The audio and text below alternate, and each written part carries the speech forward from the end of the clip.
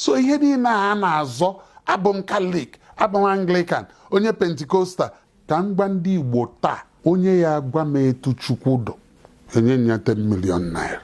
Ịnọgidolu township nata ụnọ kama ị ga-eje na ụmụnna gị jee mitu na ụmụnna, jee fụ ndị inyo ndị jekwu ndị ada, ijebekwa retreat ụka. So ndị Pentikostal sokwa ebute nkewa nke ndewonu ụmụnne m ndị Igbo ndị ọma njem ọnụ, ekelekwa m unu. Aka m bụ nwanne gị nwoke 042 Solex, onye akụkọ ụwa. Ihe onyonyo a ị na-ahụ n'iru ebe a bụ otu ozi nke m hụrụ n'aka ndị BBC Igbo, bụ ajụjụ ọnụ nke ha gbara nwanne anyị nwoke bụ Maazị Timothy Ofegbu. Ya bụ Maazị Timothy Ofegbu bụ onye nke ọtụtụ n'ime anyị mara nke ọma dịka onye odeakwụkwọ ya na onye ozizi. Ma ya bụ Maazị Ofegbu, ihe o tinyere ọnụ na ya n'ihe onyonyo a anyị ga-enyo anya na ya ugbu a, na-arụtụ aka n'ihe gbasara ịkpa asị, ịrọ otu, nkewa na ihe ndị ọzọ dị iche iche, bụ ihe na-ezighị ezi nke ọtụtụ n'ime anyị bụ ndị Igbo na-ewebata n'etiti onwe anyị maka ihe gbasara okpukperechi, nke bụ na onye Igbo hụ nwanne ya onye Igbo ibe ya ọ na-eze ya eze, na-asọ ya asọ. Maka gịnị? Maka na ya anọghị n'ofu okpukperechi.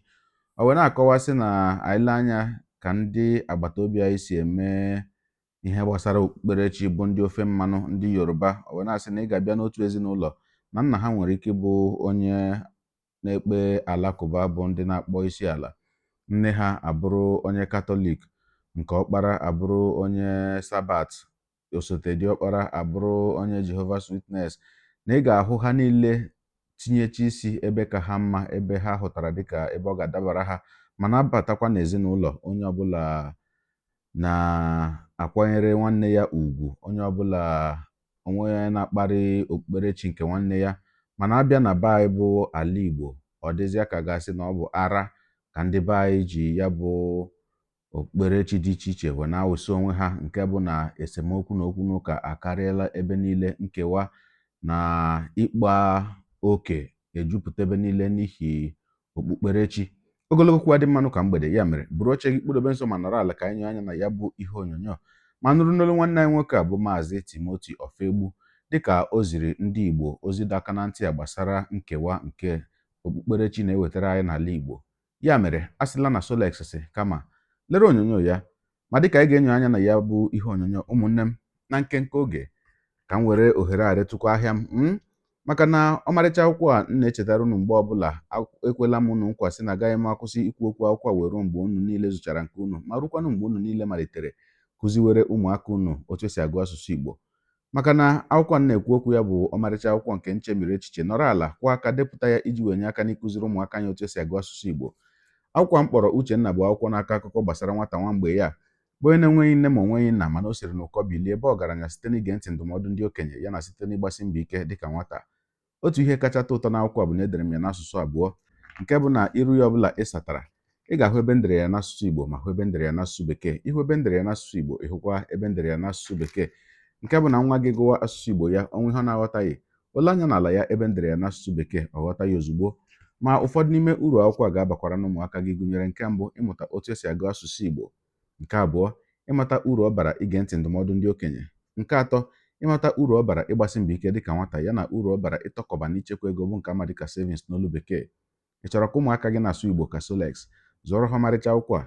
Ị chọrọ ka ụmụaka gị nwee ezi echiche ma nwee amamihe, ka anya ruo ha ala ma ka uche ruo ha ala? Zụọrọ ha akwụkwọ a, ọ ga-abara ha uru nke ukwuu. Ọ bụrụ na ị chọrọ inweta akwụkwọ a ma ibi na Naịjirịa, kpọtụrụ m n'akara ekwentị a na-egosi n'iru ihe onyonyo ugbu a. Anyị ga-ezitere gị na mpaghara Naịjirịa ọbụla ị nọ. Ma ọ bụrụ na ị bi ala Bekee ma chi nweta ya bụ akwụkwọ, aga m etinye link Amazon na ngalaba okwu ihe onyonyo, aga ịpịa ya bụ link aka, obuba gị na Amazon ebe ị ga-azụ akwụkwọ ma tinye adreesị gị. Ndị Amazon ewetara gị ya na mba ụwa ọbụla ibi. Ugbu a ka anyị nyoo anya n'ihe onyonyo nke anyị ji maka ya wee bịa. Ka m pụtakwanụ. n'ihe gbasara ndọrọ ndọrọ nke ụka, ọ na-ewute m, ọ na-agbawa m obi n'ihe na-afụ n'ala Igbo. Ka anyị negharịgodo anya fụ etu ndị agbata obi anyị bụ ndị ọdịda anyanwụ, ndị Yoruba, etu esi eme ekpere Nchukwu. Ịbata n'ezinụlọ ụfọdụ na-ana Yoruba, nna nwere ike bụrụ onye na-akpụ isi ana a Muslim, nne abụrụ a Christian, diọkpara abụla onye cherubim and seraphim, ada abụla onye Jehovah Witness, nke nọ n'etiti abụla Catholic, nke ikpeazụ abụla Mountain of Fire and Miracle member. Mana ha ncha na-ebi n'udo. Onwe onye na-asọ nne na nna ya oyi, onwe onye na-atụ nwanne ya ụjọ. Mana n'ala Igbo anyị, ụfọdụ ndị Catholic ekweteghị na ụka ndị ọzọ ya eje n'igwe. Biko mbe Catholic, ụfọdụ ndị Catholic, ndị fada anyị na-eje weta iwu nke ha ahụ, iwu nke ụka, si na ọ bụ na ike nwa gị di onye ahụ Catholic na o nwere ntaramahụhụ ihe eme. N'obodo mbazi Igbo, o nwere ichie na si na ụmụnna anyị na-erepresent anyị n'igwe in kansụl nnata mgbe m bi Lagos tupu nna Abuja.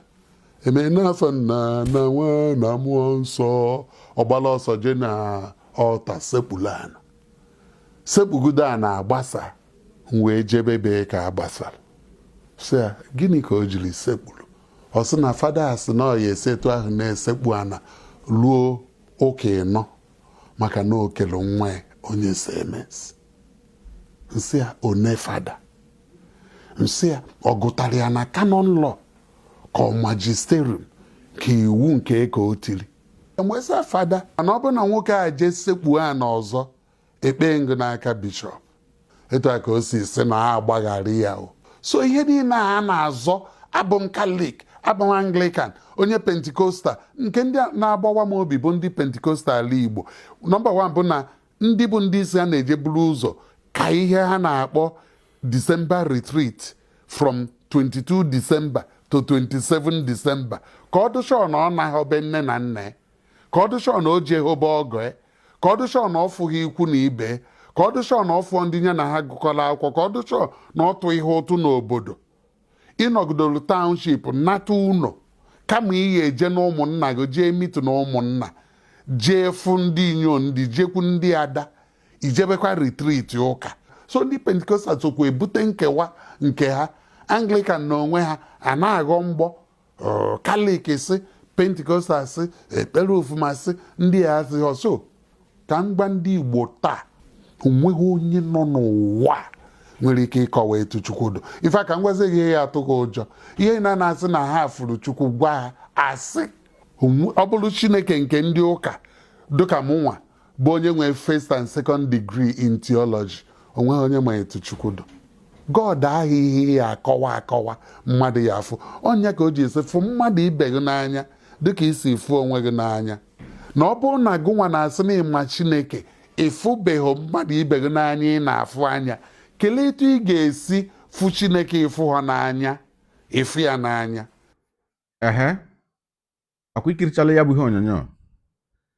Na mbụ, ana m asị ya bụ nwanne anyị nwoke bụ Maazị Timothy Ofegbu, ana m asị gị daalụ rinne, maka na otu okwu a i kwuru ugbu a bụkwanụ otu okwu ahụ anyị na-etinye ọnụ na ya, anyị na-eti ka mkpu kamgbe afọ ole na ole gara aga. Sị mụ onwe m nke m na-akpọkarị n'ọnụ bụ na ana m agwa onye ọbụla bụ onye Igbo sị, gị were m dịka onye Igbo.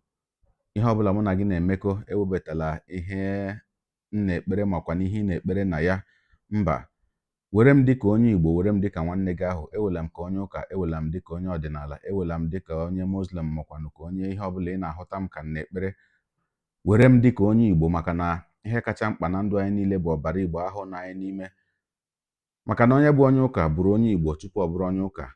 Onye bụ onye ọdịnala abụrụla onye Igbo tupu ọ bụrụ onye ọdịnala. Onye bụ onye okpukperechi alakụba abụrụla onye Igbo tupu ọ baa okpukperechi alakụba.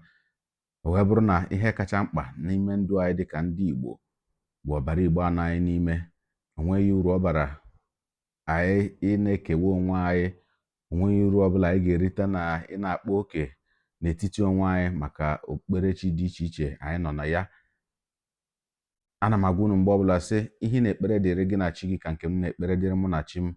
Maka na okpukperechi a na-ekwu okwu ya bụkwanụ ihe dịrị onye na chi ya. Ya mere, onweghị uru ọbụla m ga-erite n'ibuso nwanne m iro makwanụ ịhụta nwanne m dịka onye mụ na ya dịzi n'okwu, maka nnọọ na mụ na ya anọghị n'ofu okpukperechi. Ọjọka onye ọbụla na-etinye aka n'ụdị ihe dị otu a makwa na onye ọbụla na-ahụta nwanne ya dịka onye iro maka na gị na ya anọghị n'ofu okpukperechi wepụ ya bụ aka enwe n'ofe tupu ọwa aka mmadụ. Ekele dịrị Olisa na nwanne anyị nwoke a bụ onye imirikiti n'ime anyị ma ama, bụkwanụ onye nwere aha n'ala Igbo etinye n'ọnụ na ya bụ okwu. Ekpere m bụ na ndị a na-agwa ga-anụ. Ọ dị mma ka njedebegodi ebe a, gị onye na-egere akụkọ ụwa m, ịmarala n'etu anyị si eme ya, denyere anyị ebumnuche gị, otu isi hụ ya bụ ihe nke ikiriri ugbu a na ngalaba okwu, ka anyị mara uche gị, n'ihi na uche onye adịghị ya njọ. Ụmụnne m, ka emesịanụ, tụsara m ihe onyonyo a.